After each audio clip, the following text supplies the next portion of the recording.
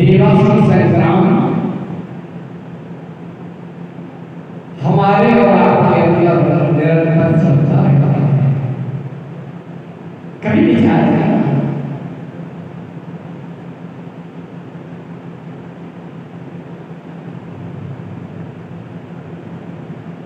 राक्षस निशाचर और भगवान श्री राम जो सबसे स्वरूप हैं, उनके बीच में युद्ध करता है। आहार से विचार बनते हैं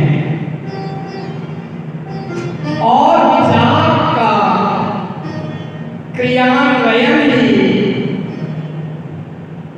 सत्कर्म और दुष्कर्म है।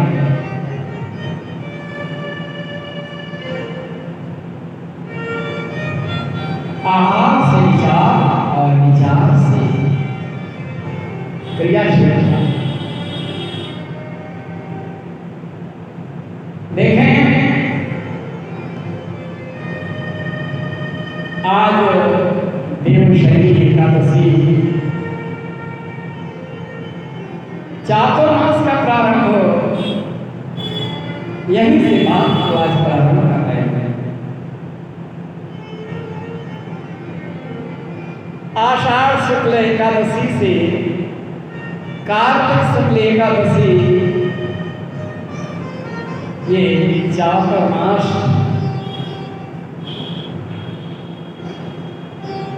भगवान क्षीर सागर में शयन कर रहे हैं और उनका ही एक विग्रह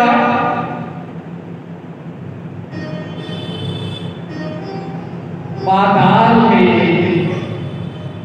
दैत्यराज बलि के यहाँ ड्यूटी दे रहा है।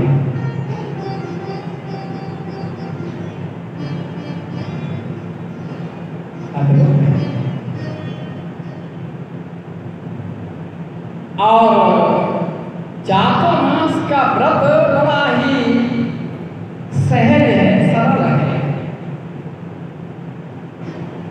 महात्मा गांधी ने अपने एक आलिम में लिखा था कि हमारी माता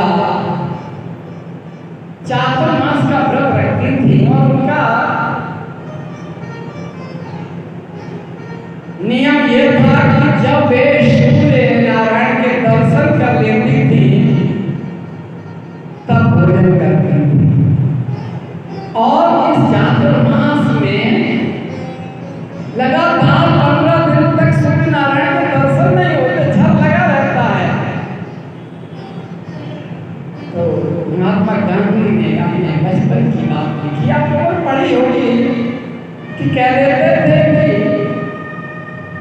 सूर्य निकल आया और जब तक वे पूजन के सामग्री लेकर के जल पात्र लेकर के और बादल में जाते।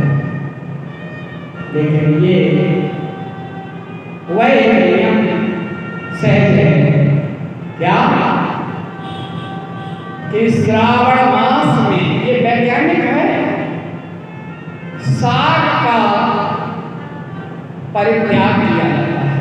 साग से तात्पर्य है हरी सब्जी, पालक मूली वगैरह हरी, क्योंकि इन दिनों उन पत्तों में कीड़े आ जाते हैं। दूसरी बात कही, भाद्रपद मास में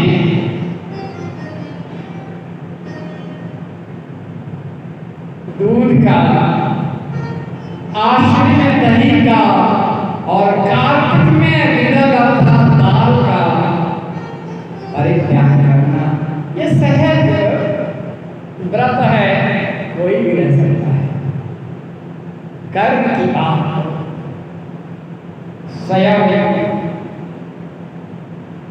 कर्म और सत्कर्म दो चीजें देखेंगे। भगवान शयन कर रहे हैं क्षीर सागर में, लक्ष्मी जी उनके चरण दबा रही हैं। आपने तमाम ऐसे चित्र देखे होंगे,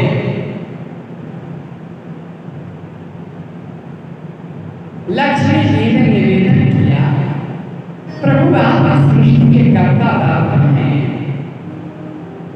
और आप शयन कर देते हैं।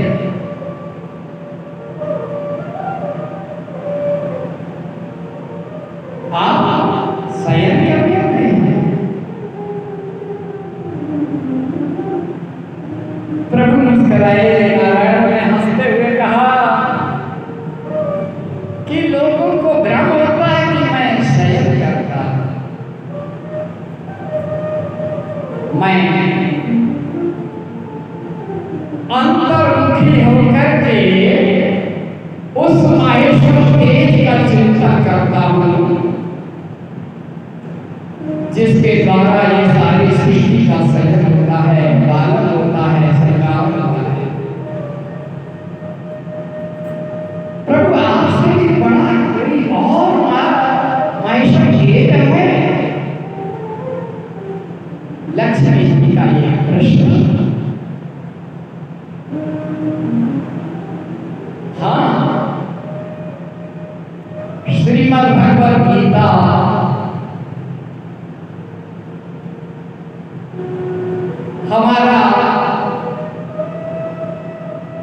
हमारा ही नहीं, हर किसी का, त्रिदेवों का वही सदरूप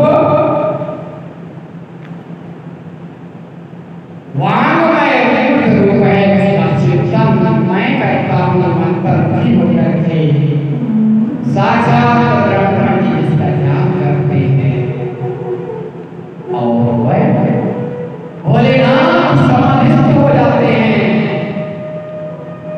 और उसको जन्म में देखते हैं। तो भगवान राम हैं, वही भगवान श्री कृष्ण हैं और कृष्ण का कथन है, वह श्रीमद् भगवद गीता है, वही माहेश्वर के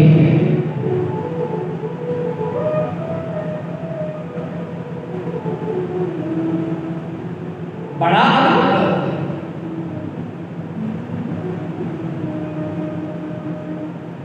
प्रभु हमसे कहा सुनो, सत्कर्म की बात पर मैं बात कर रहा हूं। एक ब्राह्मण कुमार था जो सर्वथा विप्र धर्म के विपरीत था। न तो उसके अंदर ज्ञानार्जन की कोई अभिलाषा थी और पिता के द्वारा दिए गए ज्ञान का भी वो व्यापार करने लगा।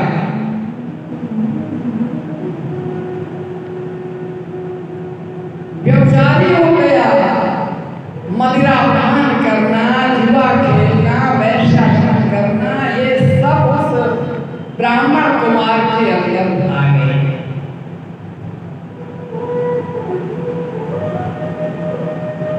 और पापाचारी वह ब्राह्मण कुमार का जब निधन हुआ तो जब उसे पकड़ करके उसकी कृत कर्मों के अनुसार उसे नरक भोगना पड़ा। और फिर उसे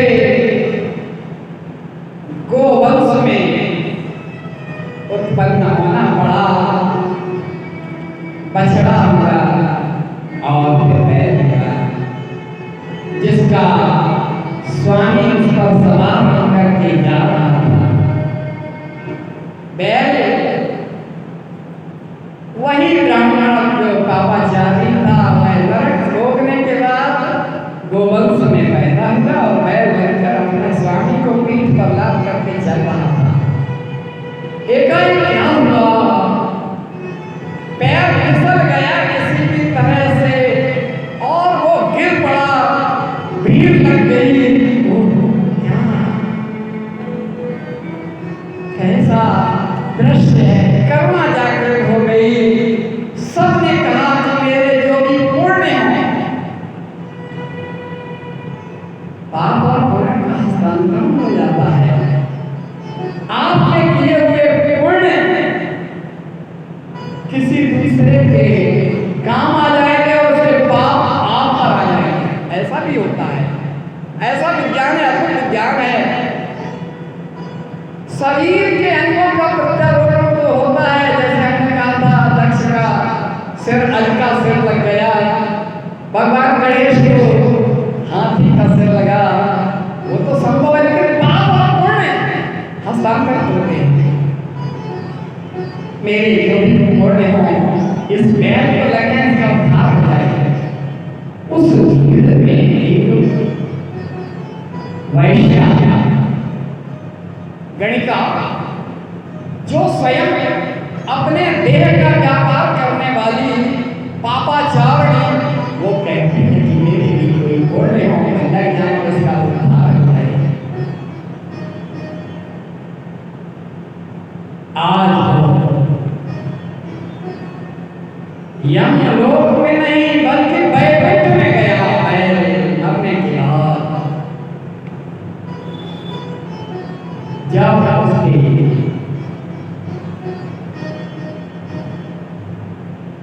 संदर्भ में भगवान ने बताया कि इसे एक वैश्या ने अपने पुण्य का हस्तांतरण किया है, जिससे इसका उद्धार हुआ है।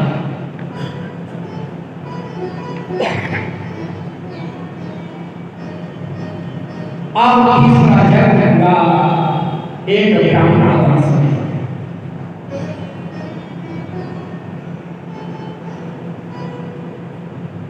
और ब्राह्मण वंश में जब जन्म हुआ,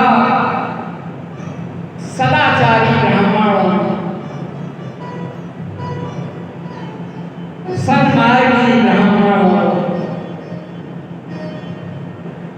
शिक्षा ग्रहण करना, अध्ययन और अध्यापन, यजन और याजन, दान और भिक्षा का अधिकारी, यानी ब्राह्मण धर्म का पालन करने वाला। लेकिन जब वह 18-19 साल का हुआ तो उसे ईश्वर की किसी वैश्या ने घोड़े का हस्तांतरण किया था।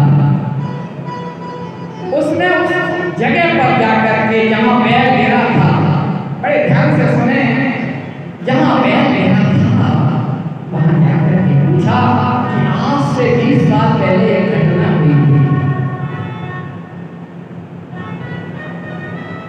हाँ, लेकिन यहाँ एक वैश्या थी, कोई उसने अपने पुण्य का हस्तांतरण किया था। कहा था मेरे जो भी पुण्य हो, हालांकि मैं पापा चाह रही हूँ, लेकिन जाने अनजाने में कोई पुण्य हो गया हो तो ऐसे लग जाए, इसका उद्धार हो गया। तो उनके वजह से बताया गया, ब्राह्मण कुमार वहां गया, प्रणाम किया, माता जी आपको स्मरण होगा 20 साल पहले ये घटना हुई थी। हाँ, लेकिन मुझे नहीं मालूम मैंने कौन सा पुण्य किया। मैं तो पापा चाह रही हूँ कि प्रभु यानी वैकुंठ में मुझे बताया गया कि आपके पुण्य के हस्तांतरण से मेरा उद्धार होगा।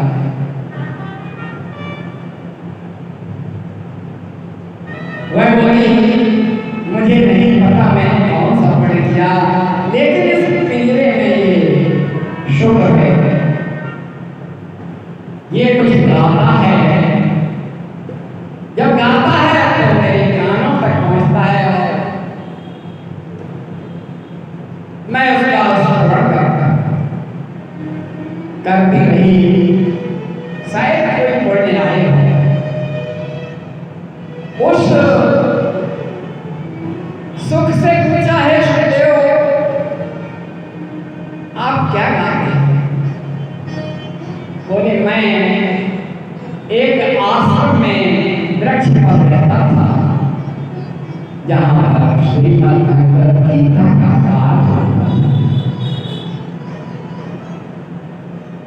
जहां श्रीमद् भगवद गीता का पाठ होता था, श्रीमद् भगवद गीता के श्लोकों का हमने रख दिया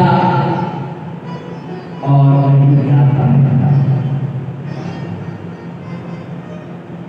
जब मुझे शिकारी ने पकड़ लिया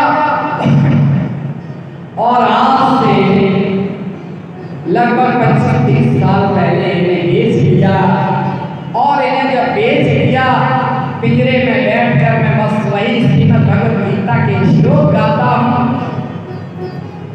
अद्भुत, भगवान विष्णु कहते हैं कि ये अद्भुत है। अपने किए हुए कर्मों के, दुष्कर्मों के क्षरण और पुण्य के हस्तांतरण का भी विधान है। स्वाभाविक है एक जगह जुआ खेलना, ज्वारी खेल रहे थे, पंडित जी वहां पे केवल मजा लेने के लिए बैठे, खेल नहीं रहे, खेलने वाले खेल रहे, और केवल मजा लेने के लिए पहुंच गए। उनके शरीर का स्पर्श हुआ, जब शरीर का स्पर्श हुआ इतने में पुलिस आ गई। किसी को फिर में सूचना दे दिया जुआ खेल रहा है, और जैसे ही पुलिस का छापा पड़ा, जो ज्वारी थे वे भाग गए और पंडित जी पकड़ गए, क्योंकि उनके पास ही वे पत्ते पड़े हुए थे, तो मजा लेने के लिए बैठे थे ना। तो वहां क्या हुआ कि पंडित जी पकड़ गए, यानी स्पर्श से पंडित जी के पुण्य उनको लग गए और वे बच गए, उनके पापों का हस्तांतरण हुआ, पंडित जी फंस गए। हमारे ज्ञानेंद्र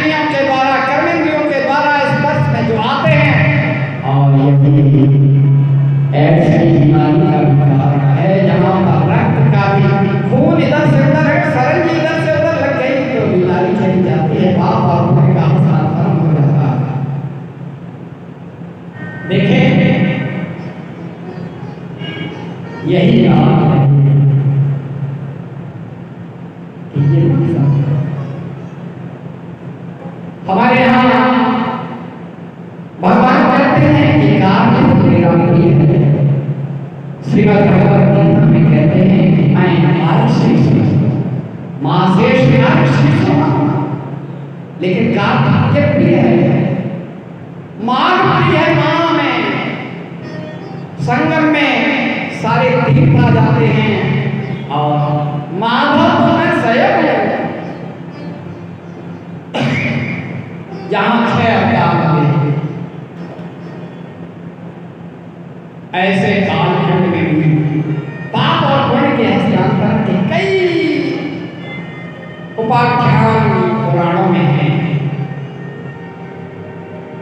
यहाँ पाप और पुण्य का हस्तांतरण होता है और हमने व्यवहारिक का बता दिया कि विवाह में कैसे पंडित फंस जाते हैं और किस तरह से तमाम बीमारियां लग जाती हैं। आप बात कर रहे हैं मदालसा के प्रकरण का। मदालसा क्योंकि संस्कार सत्कर्म धर्म और उनकी पृष्ठभूमि कहाँ है?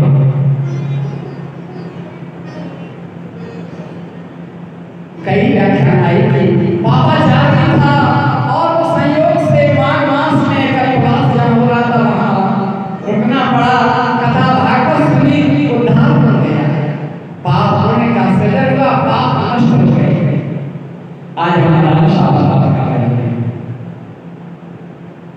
मदालसा क्या कहते हैं हमारे यहाँ गर्भाधान के बाद बच्चों को जैसे संस्कार दिए जाए वह अच्छा करते कल को भी बिगाड़ खत्म कर देगा। यथा गर्भवती कयानु का देवराज इंद्र ने अपहरण कर लिया और भ्रूण हत्या का पहला कुचक्र रचा। आज जिसकी समस्या है भ्रूण हत्या, देवर्षि नारद ने कयादि को अपने साथ कर लिया और कहा कि मैं गारंटी देता हूं इसके गर्भ में जो भ्रूण है वह क्रूर राक्षस नहीं भगवान भक्त होगा। और कैसे संस्कार जो मदालसा के पुत्र हुआ, उन्होंने उसे देवदत्त और ब्रह्मशक्ति की जोड़ी सुनाई। जब जोड़ी सुनाई समझदार हुआ, सब कुछ त्याग कर सन्यासी हो गया। दूसरा गर्भ हुआ, फिर वही चीज वह फिर यानी गर्भ में रहते हुए उसे वैराग्य की शिक्षा दी गई। जन्म के बाद थोड़ा समझदार था, सन्यासी हो जाता, क्रमशः सन्यासी। पांचवा गर्भ का महाराजा ने कहा कम से कम उसे दंड नहीं दिया और आसक्ति में डालने के संस्कार गर्भ में रहते हुए माता मदालसा ने दिए। वही श्रीयोग्य शासक जब वृद्धावस्था संन्यास आश्रम में आई मदालसा और महाराजा तो अपने बेटे से कहा, बेटा ये एक अंगूठी मैं दे रही हूं, इसमें उपदेश होता है। इस उपदेश जब कोई विकल्प न रह जाए, प्राणों पर संकट आ जाए, तब देखना, इससे पहले अंगूठी के अंदर एक उपदेश पत्र रखा बस। और उसने कुशलतापूर्वक शासन किया। किसी दूसरे राजा ने उस पर आक्रमण कर दिया, पराजित कर दिया, राज्य चला गया, कोष चला गया, सब कुछ चला गया। राजा असहाय होकर के राज छोड़ करके जंगल में चला गया, मरने चला गया। चारों ओर ये भय कि कहीं कोई शत्रु हम पर आक्रमण न करते, प्राणों पर नौबत आएगी। माता जी ने हमें उपदेश दिया है, अंगूठी में उपदेश पत्र है, आज से देखा जाए बड़े ध्यान से समझना क्या उपदेश दिया। आज मदरसा के 5 मिनट में पढ़ा, उसमें लिखा सबसे पहले भाव में आपने लिखे कामनाएं त्याग कीजिए, कामना नहीं होनी चाहिए। अगर कामना होती है, एक कामना की पूर्ति भगवान कर देते हैं तो दूसरी कामना पैदा हो जाती है,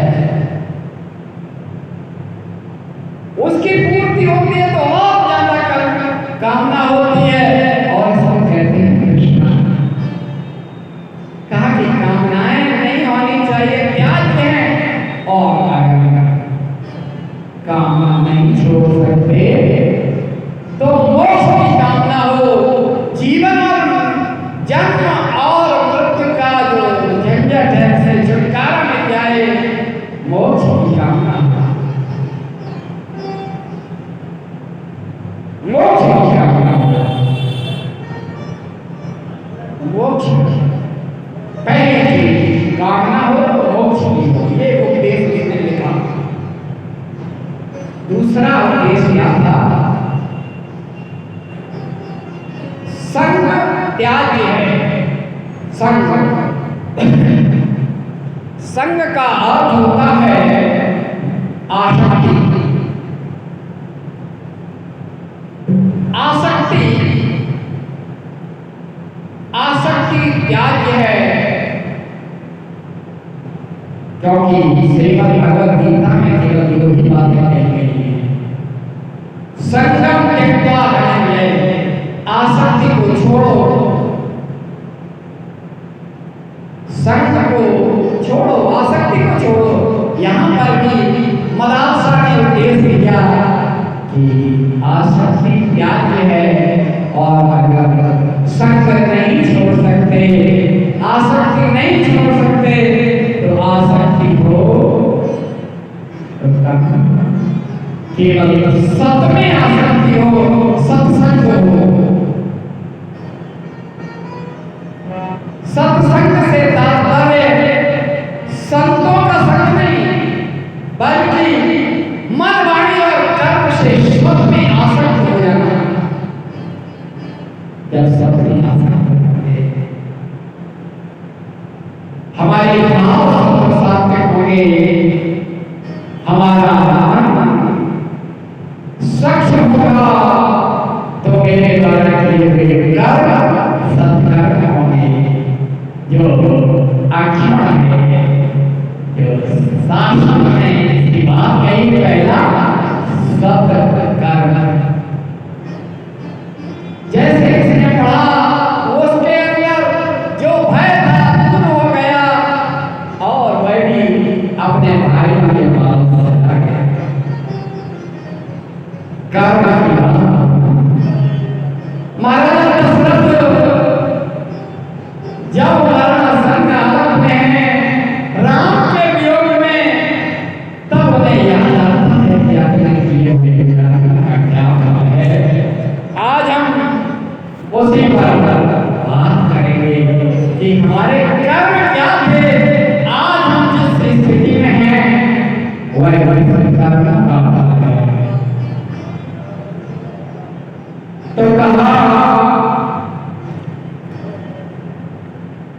क्या कहा तो उस पर बताते हैं।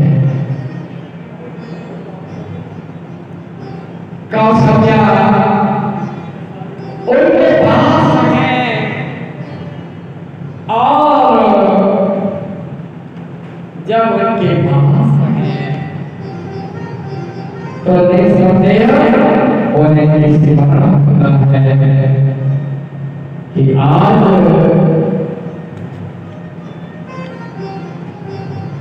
हमारे साथ जो व्यथा है हमें कर्मों का फल हो रहे हैं। कहा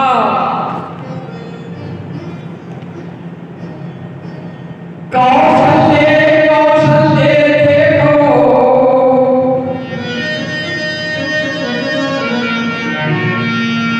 वह क्या है, देखो वह क्या है। कुछ नहीं कहीं नहीं कोई नहीं बहन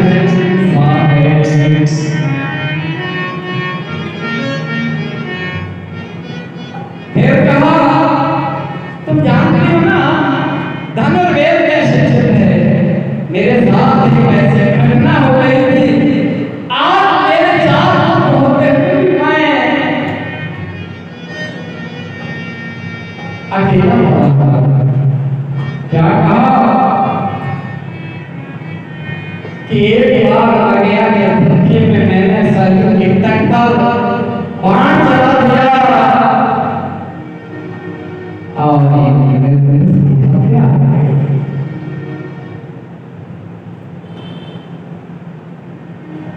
जब पास पहुंचे देखा क्यों इतना बड़ा अधर्म हो गया, अनर्थ हो गया। अब मैं घायल के था समीप पर आता मेरे पास था ना शरीर था आंखें थी सब कुछ था होश हवास था।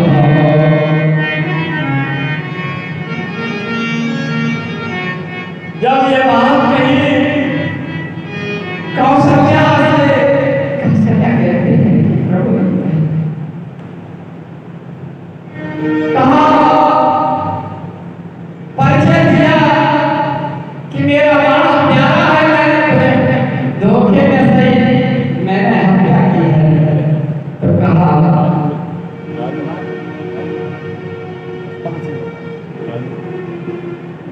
ये प्रसंग हुआ तो कहा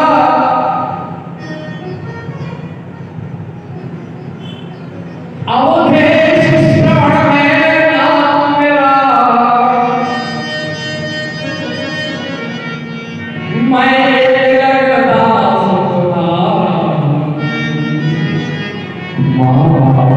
अंधे और उनका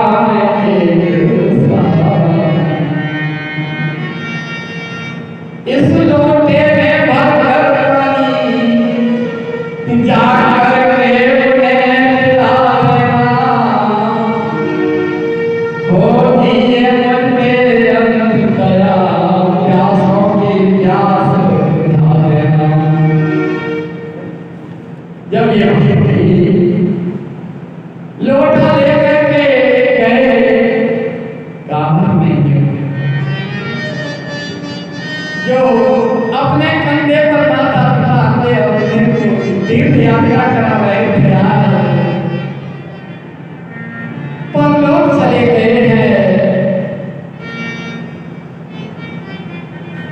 तो कहा कि मैं जब पानी लेकर के गया और उस बूढ़े के पास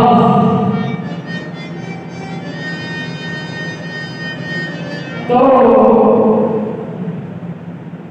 क्या स्थिति थी, मैं जीवित था या मृत सा था।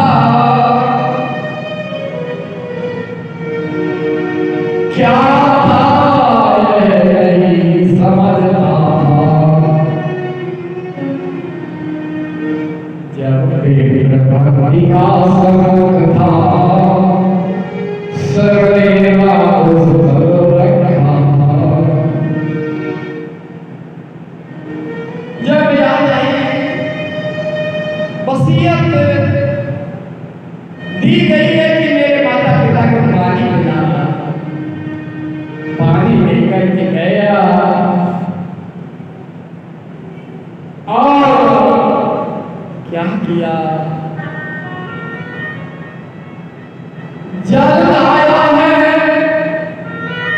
जब ध्यान लिया कि तुम बेटा तुम्हारी आवाज में अंतर कैसा, तो कहा मैं श्रवण नहीं कर सकता, मेरा प्राण हत्यारा है, मृगया के धोखे में मैंने इसका वध कर दिया। तो कहा जल आया है, ला हाथ में दे, मत दे क्या दे सकता है, जीवन में और मरण में तो जल देना ही सकता है। कहा कि जल देता है अंजल में दे, फल अभी मिलेगा आपके, कौशल देना देता है अल्लाह शांति। जिस तरह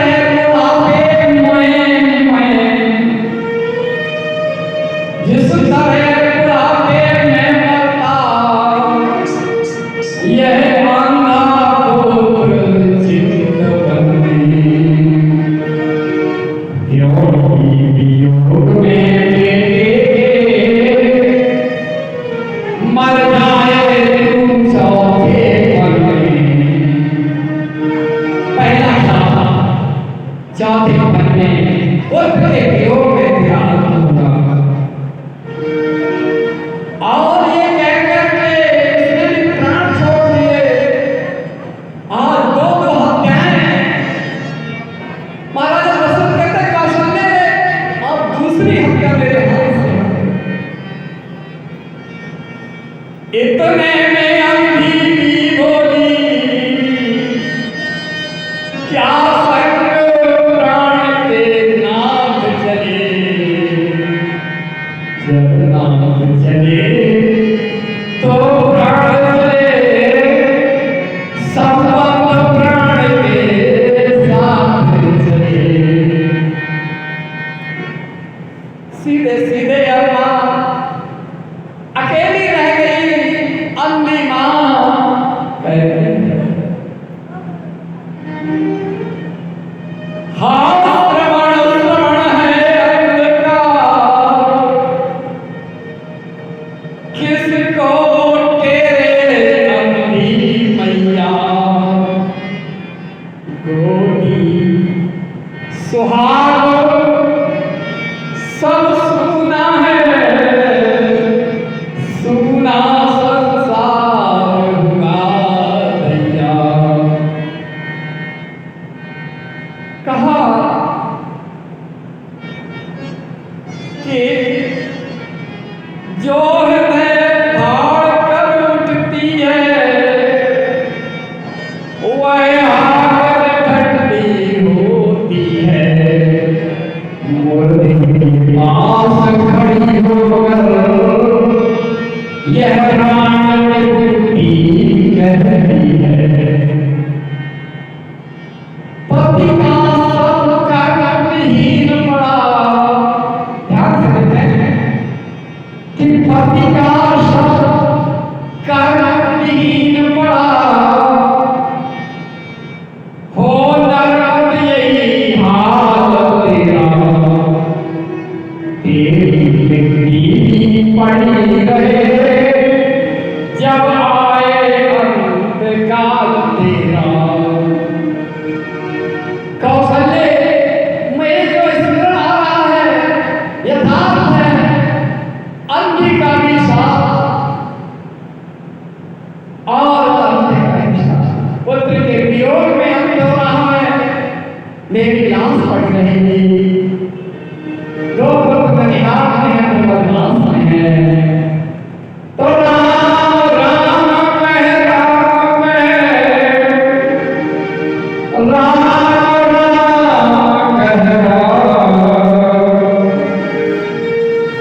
हर हर रघुवर विरह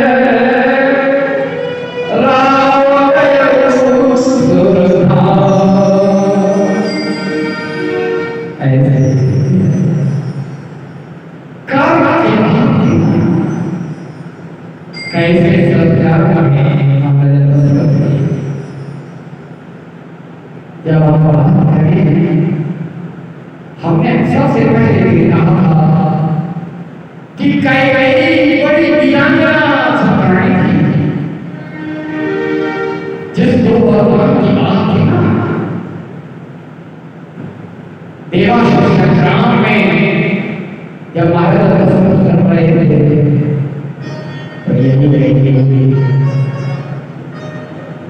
रथ के पहिए की धुरी टूट जाने पर अपनी कौशल का प्रदर्शन करते हुए महाराज दशरथ की रक्षा की थी। उसी समय उन्होंने कहा कि दो भगवान को क्या समय आने